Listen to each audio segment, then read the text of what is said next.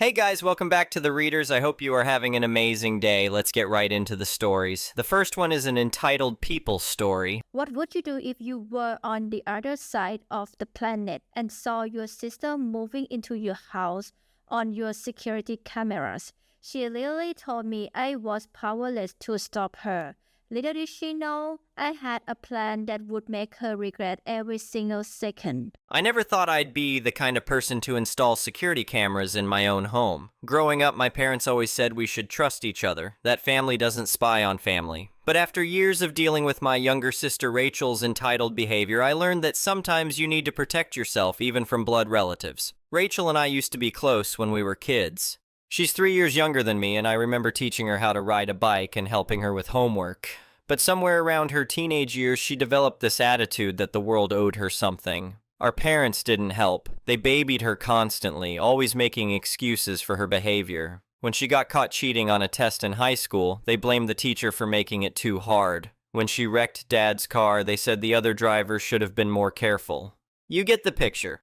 By the time we were adults, Rachel had perfected the art of using people. She'd burn through roommates faster than I could keep track. There was always some story about why it wasn't her fault. The roommate was too controlling, they were jealous of her, they didn't understand her creative process. The real reason, which I witnessed firsthand multiple times, was that Rachel was a nightmare to live with.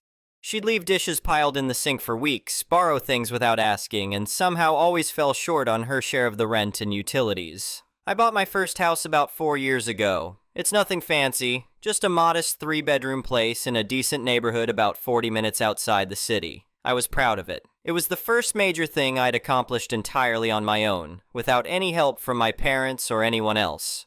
I'd saved up for years, worked overtime, picked up side projects, all to make that down payment. Rachel saw it as a convenient crash pad. The first time she asked to stay over, I said yes without thinking twice. She'd just had another fight with another roommate, and she needed a place for just a night or two while she figured things out.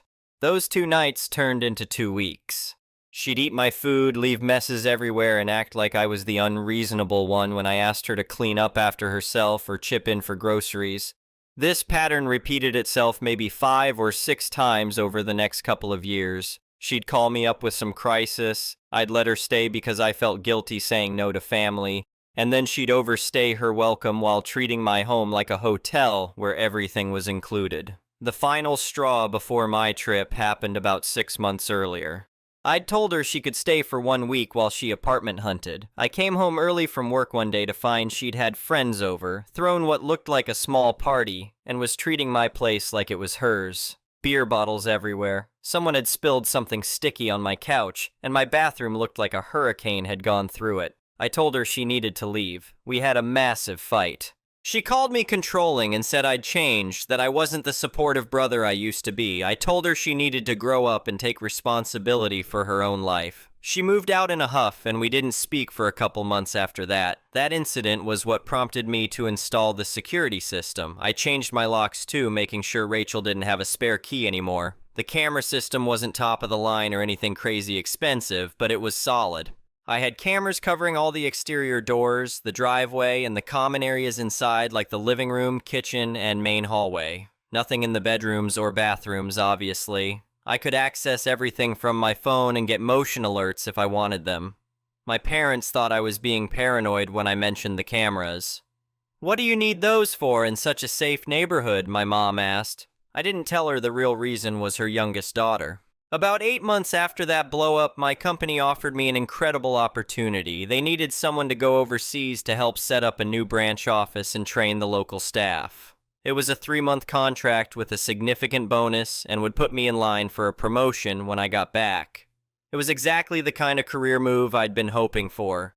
I spent 2 weeks getting everything ready before I left. I made sure all my bills were set up for automatic payment. I asked my neighbor, Tom, if he could keep an eye on the place and bring in my mail. I didn't tell my family I was leaving until a few days before my flight. When I mentioned it at a family dinner, Rachel seemed interested in when exactly I'd be gone and for how long. I didn't think much of it at the time. The first couple weeks overseas were intense. New city, new people, completely different time zone, long days getting everything organized. I was exhausted most of the time, falling into bed after work and barely having energy for anything else. My sleep schedule was all over the place as I tried to adjust. About 2 weeks after I arrived, my phone buzzed with a motion alert from my security system. I had it set to notify me if there was movement during certain hours. I figured it might be my neighbor checking on things, so I pulled up the app to take a look. That's when I saw her. My sister, big as day, walking into my house with suitcases. Not a small overnight bag, multiple large suitcases, the kind you take when you're moving somewhere permanently. She had at least 3 bags, plus what looked like a couple boxes.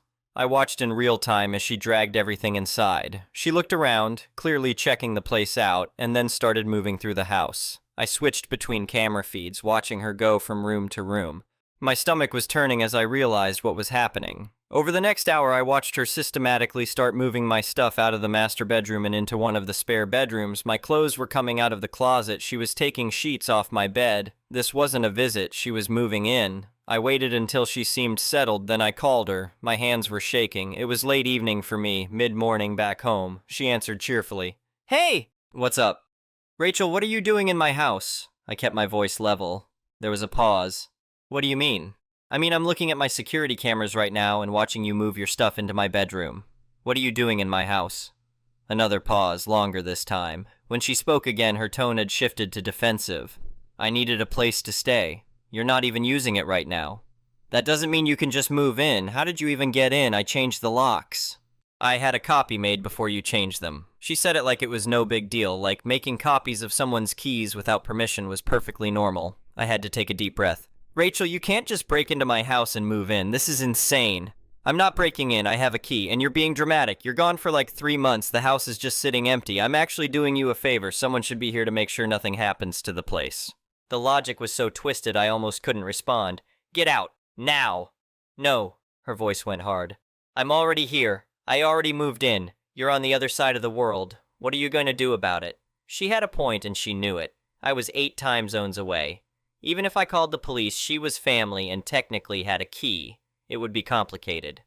Rachel, I'm serious. You need to leave. Talk to me when you get back. She hung up. I tried calling back. She didn't answer. I sat there in my tiny apartment overseas, furious and feeling completely helpless. Then my phone started ringing. My mother.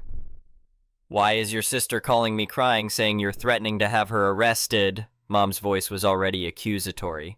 Did she mention the part where she broke into my house without permission while I'm overseas? She said you told her she could stay there. She said you offered. She's lying, Mom. I have her on camera. She just moved in with all her stuff. I never gave her permission. Well, she's there now. What do you expect her to do? She gave up her last place because she thought she could stay at yours. My head was pounding. She gave up her place? When? Last week, I think. She told us all about how you'd offered to let her house sit while you were gone. So she'd been planning this. She'd told the whole family a story, created this narrative where I was the bad guy if I kicked her out. Over the next few hours, I got calls and texts from my dad, my aunt, even my grandmother. All of them had heard Rachel's version where I'd offered her the house and was now cruelly taking it back. Some were more understanding when I explained. Others seemed to think I should just let it go since I wasn't using the place anyway. The next morning, after sleeping terribly, I reviewed more camera footage. Rachel had posted photos on social media from various parts of my house. I didn't follow her anymore after previous drama, but I created a fake account to check. Sure enough, there were pictures of her in my living room, in my kitchen, with captions about her new space and fresh start. She was telling everyone this was her place now. I spent the rest of that day trying to figure out what to do. I looked into legal options. I could report her for trespassing, but given she was family and had a key, it would be complicated.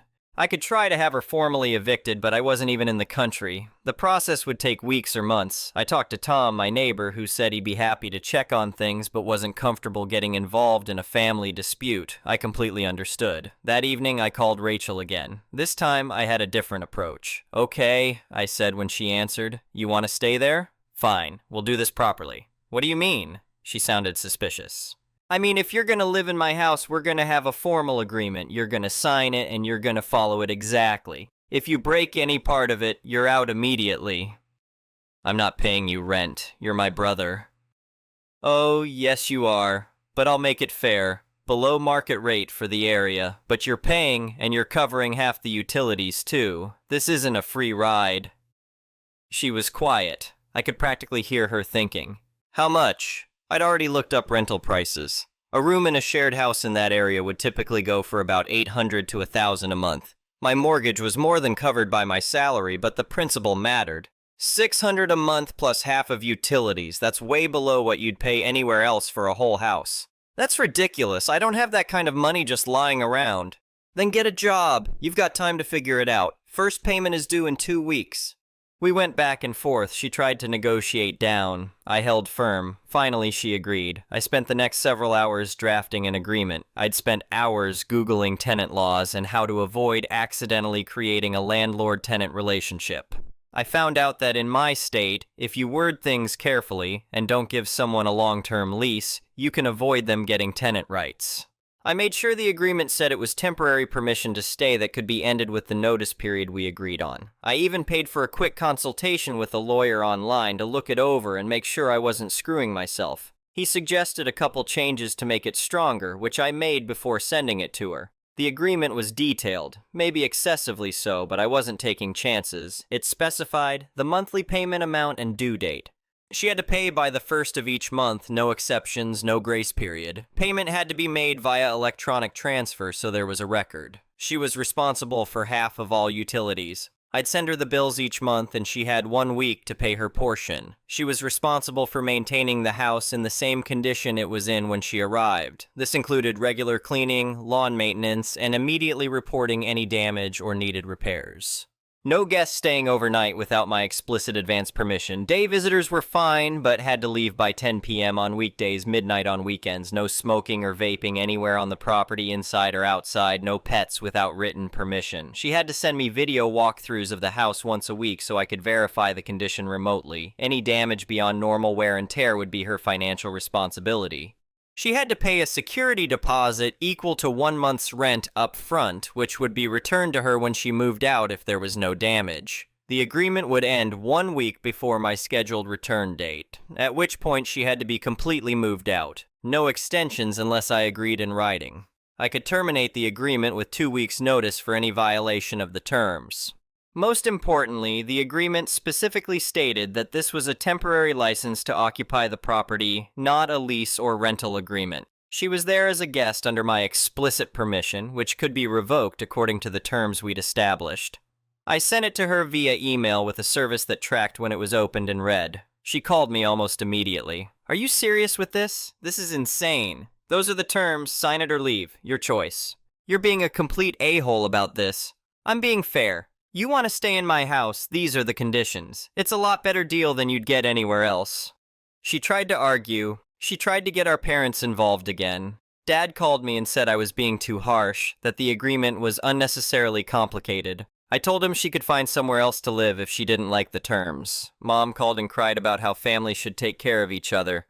I reminded her that family also shouldn't break into each other's houses. Rachel tried to short the payment the first month, sending me about half. I immediately sent her a message that she was in violation of the agreement and had 48 hours to pay in full or vacate. She called me freaking out, saying I was being unreasonable. I didn't argue, just repeated that those were the terms she'd agreed to.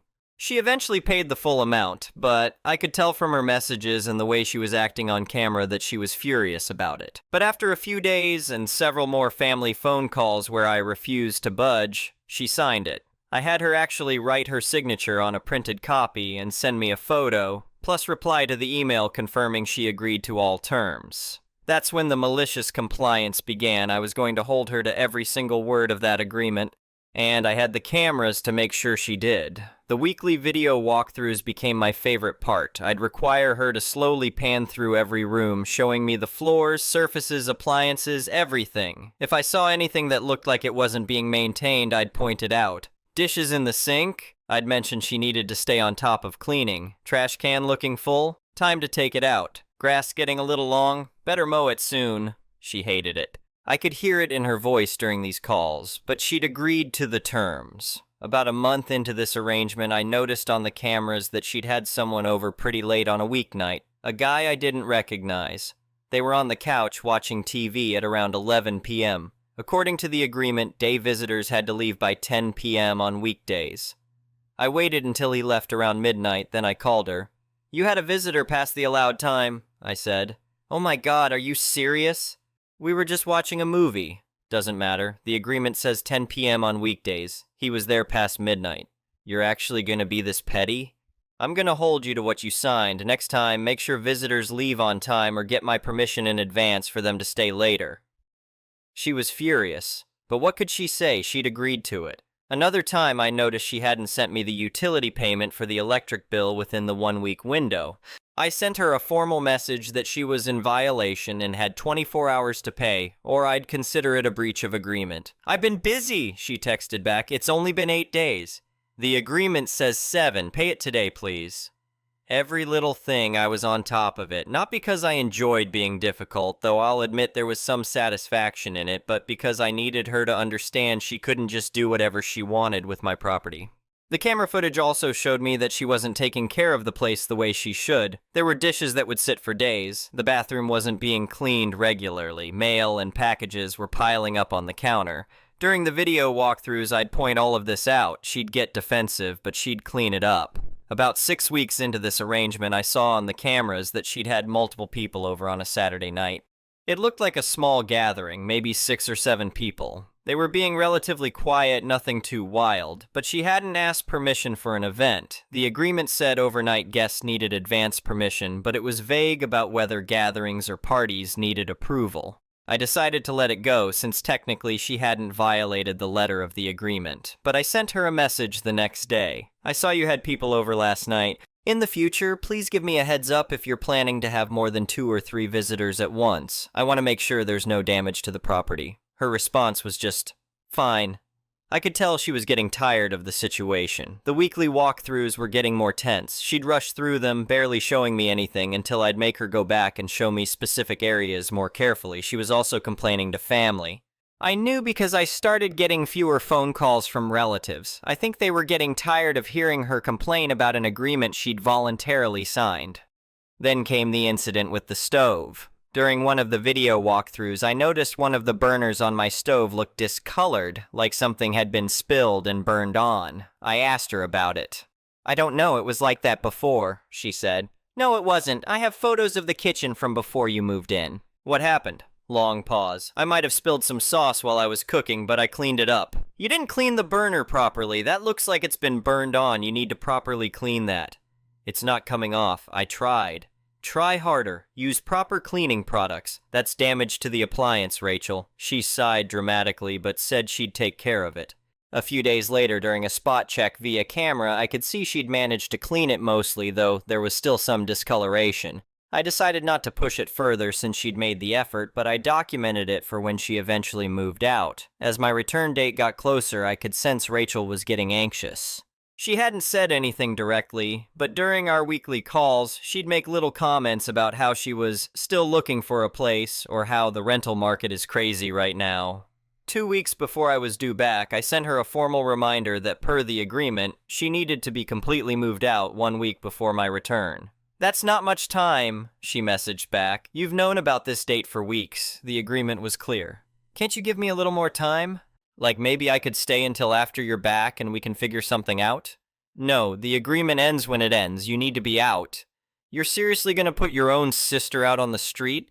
"You're not on the street, Rachel. You've had weeks to find a place. That's on you." The family phone calls started up again. This time I was less patient with them. I'd done more than I needed to. I'd let her stay at a below market rate. I'd given her months to figure out her next move. The agreement was clear from the start. 1 week before my return, she still hadn't moved out. I could see on the cameras that her stuff was all still there. I called her. "Rachel, you need to be out in the next 24 hours. That's what the agreement says." "I need more time. I have a place lined up, but it's not available for another 2 weeks." "That's not my problem. You need to find somewhere else for those 2 weeks. The agreement ends tomorrow." "I'm not leaving. You can't make me." My stomach dropped. "What?" "I've been here for months. I know my rights. You can't just kick me out. You have to formally evict me, and that takes time. By the time you do that, my new place will be ready." So that was her plan. She'd looked up tenant rights and thought she could squat in my house until her next place was ready. Rachel, the agreement specifically states you're not a tenant. You have a temporary license to occupy that expires tomorrow. You don't have tenant rights. We'll see what the police say about that. She hung up. I immediately called the non-emergency police line in my hometown and explained the situation. I sent them copies of the agreement, the camera footage of her originally entering without permission, all of it. They said they'd send an officer to talk to her. An hour later, I got a call from the officer. He explained that while it was a civil matter and they couldn't physically remove her, the agreement I had was pretty solid. She wasn't a tenant in the legal sense, and she'd agreed to a specific end date. He'd explained to her that if she didn't leave voluntarily, I could pursue trespassing charges and it wouldn't go well for her. She called me back, furious. You called the cops on your own sister? You refused to honor the agreement you signed. What did you expect? We argued for another 20 minutes. Finally, she agreed to be out in 3 days. I told her that was fine, but she'd owe me prorated rent for those extra days, which would come out of her security deposit. She moved out 2 days later. I watched on the cameras as she hauled all her stuff out, making multiple trips. She didn't look happy about it. When I finally got home a week later, I went through the house carefully. It was mostly okay, but there were issues. The master bedroom carpet had a stain that definitely wasn't there before. Several of my kitchen utensils were missing. One of my good knives was in the dishwasher, which I'd specifically told her never to do with that set. There were scuffs on the walls from furniture being moved. The guest bathroom had damage to the tile grout that looked like it hadn't been cleaned properly in months. I documented everything with photos and got quotes for professional cleaning and repairs. The carpet cleaning alone was going to be $200. Replacing the grout would be another $150. The missing items added up to maybe $75. I sent Rachel an itemized list of what was being deducted from her security deposit and how much she'd owe beyond that. She owed me about $200 after the deposit was applied. She refused to pay the additional amount she owed. I sent her a formal demand letter giving her 30 days to pay. When she didn't respond, I filed in small claims court. The whole process took a few months, with multiple postponements because she tried to avoid being served. When we finally appeared before the judge, my sister tried to paint herself as the victim. She claimed I had tricked her into signing an unfair agreement and that I was being vindictive to family. I simply presented the evidence. The timeline of her breaking into my house, the lies she told, the signed agreement, the documentation of violations, the before and after photos, the professional invoices for cleaning and repairs. The judge ruled in my favor. She was ordered to pay the full amount plus court costs. When she tried to say she couldn't afford it, the judge told her that family relationships don't excuse property damage or breaking agreements. The judge noted I'd been more than fair by allowing her to stay at all, given that she'd entered the property without permission in the first place. When extended family members reached out afterward, asking why I'd taken my own sister to court, I sent them each individual responses explaining what actually happened. I told them she'd broken in without permission, that I had camera footage proving it, and that she'd lied about having my approval. I explained that the agreement she was complaining about was one she'd voluntarily signed, and I was just holding her to what she'd agreed to. A few of them asked to see the proof, so I sent screenshots of the agreement and a couple camera photos showing her moving in with all her stuff. Most of them went quiet after that. A couple even apologized for believing her story without hearing my side first. Rachel and I don't talk anymore. She's blocked me on all social media and we avoid each other at family gatherings. My parents still think I was too harsh, but they've stopped bringing it up. The whole experience taught me something important. Sometimes being family means setting boundaries, even if those boundaries make you uncomfortable. I'd spent years letting Rachel take advantage of me because I felt guilty saying no. I'd enabled her behavior by always being there to catch her when she fell, never letting her experience the real consequences of her actions. The cameras stayed up. I added a few more, actually, and I never ever gave anyone in my family a spare key again. My house is my sanctuary, the one thing I've built for myself, and I learned that protecting it doesn't make me selfish. It makes me smart. Sometimes I wonder if things could have gone differently. If I'd set boundaries earlier, would our relationship be better now? Maybe, but I also know that Rachel made her choices. She chose to break in. She chose to lie to our family. She chose to sign an agreement and then complain about having to follow it. Those were all her decisions. I don't regret how I handled it. I gave her an option that was actually generous considering how she'd entered my home. I let her stay at a below-market rate with clear rules. I could have just called the cops immediately and had her removed for trespassing. Instead, I tried to make it work, and she still found a way to be difficult about it. The security deposit money and the small claims judgment sat in a separate account for a while. Eventually, I donated it to a local housing charity. I didn't need the money, I just needed the principle of it, the acknowledgement that actions have consequences. My neighbor Tom still jokes about it sometimes. "How's the landlord business?" he'll ask when we're both out checking our mail. I tell him I'm retired from that particular industry. The house feels more like mine now, if that makes sense. Before, it was just a place I lived. Now it's something I protected, something I stood up for. There's a difference. I still get motion alerts on my phone from the security cameras. Usually it's just me coming home from work, or a delivery driver, or occasionally a neighborhood cat that likes to hang out on my porch. But every time that notification pops up, there's a split second where I tense up, wondering if it's Rachel again. It never is. And I've made damn sure it never will be. The next one is a malicious compliance story. For context, I am a 29-year-old man, and I recently quit my job as a specialist at a small planning and design firm somewhere in Germany. The place was a mess, the pay was a joke, leadership was completely unpredictable, and they expected me to do the job of a fully qualified project manager, like planning the entire renovation of a large municipal facility, without the pay or support that should come with that responsibility. The turnover was insane.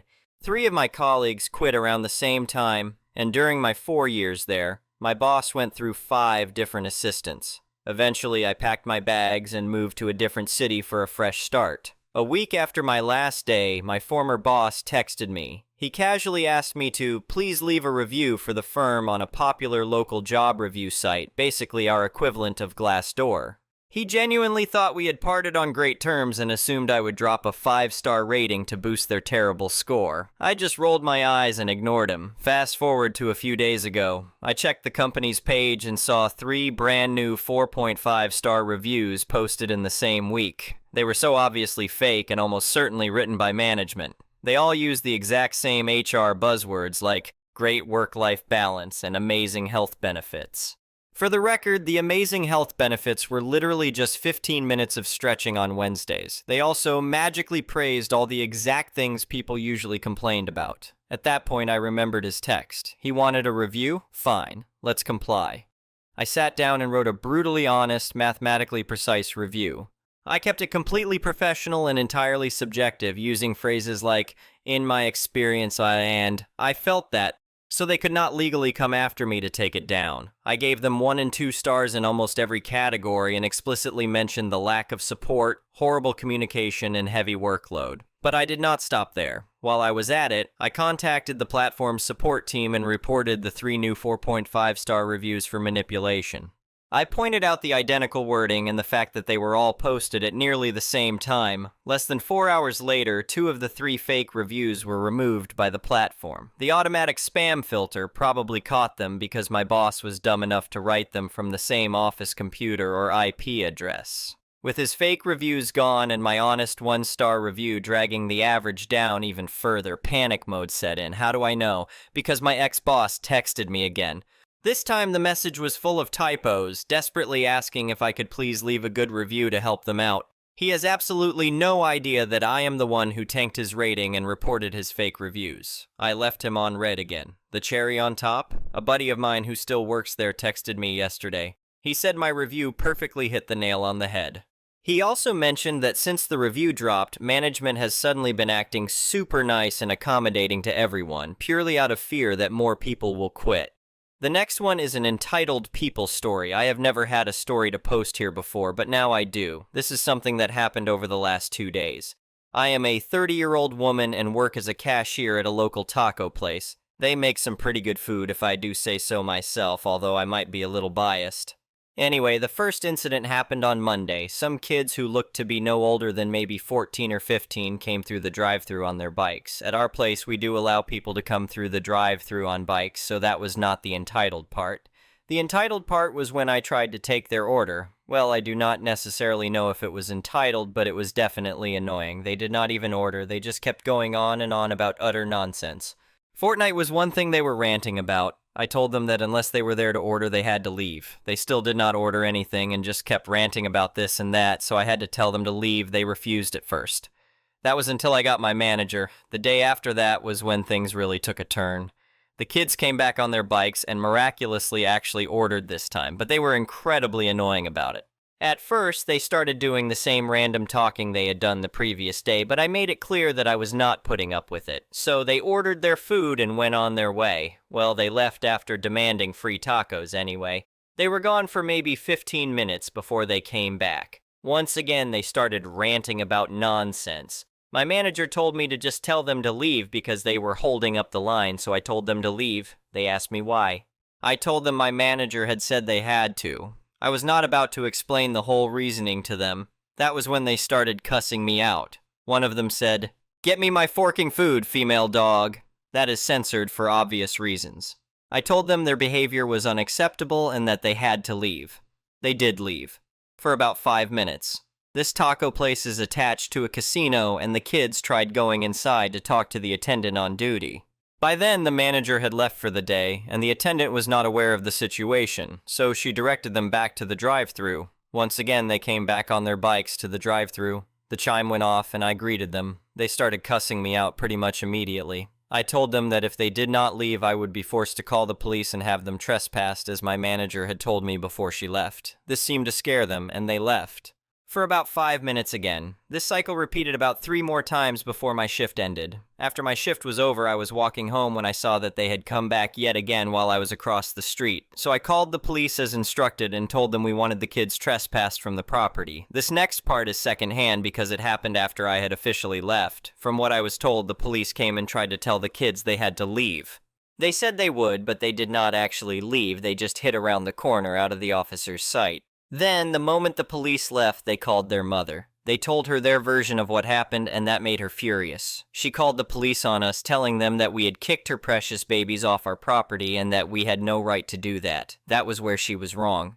As my manager says, we are a privately owned business and have every right to kick anyone off our property for any reason, even if there is no reason. Although kicking someone out for no reason would be kind of a jerk move. The police reiterated that to her, but this woman was not having it. She demanded that the police find the business and then have me arrested for telling her precious babies to leave. The police were not going to do that, and they warned her not to waste police time again. She then said she was never going to our restaurant again and left with her kids. So yeah, a woman demanded that I be arrested for asking her kids to leave. That is not how the law works, lady. Anyway, thank you for watching.